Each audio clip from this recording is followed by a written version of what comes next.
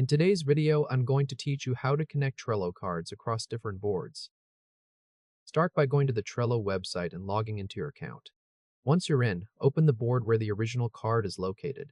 I'm already inside a board here, so from this point, the goal is to grab the link from one card and place it into another board so the two are connected in a simple, easy-to-access way. Click on the card you want to link from. This opens the card details, where you can access more options. In the top right corner of the card window, click the three-dot icon to open the additional menu. From that menu, click Share. You'll now see an option labeled Link to this card. Copy that link. This is the direct URL that points straight to the Trello card, and it's what you'll use to connect this card to another board. Once the link is copied, close or exit the card view to go back to your board. Next, look toward the bottom and click Switch Board. This lets you move from your current board to the other board where you want the connection to appear. Select the board you want to connect to.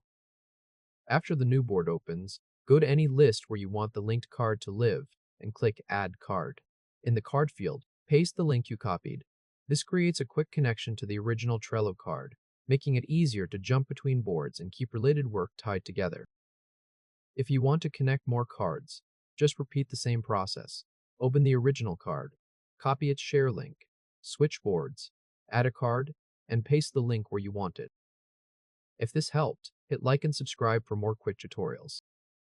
This is especially useful when you manage projects across multiple boards and want a fast way to reference related tasks without losing track of where things belong.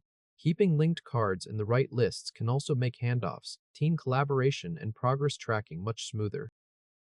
One helpful tip is to place these linked cards in a list with a clear purpose, so they're easier to spot later. That way, when you come back to the board, you'll immediately know which cards are acting as connections to work happening somewhere else. And that's it! You've successfully connected Trello cards across different boards using share links. Once you do it a couple of times, the process becomes very quick and easy to manage.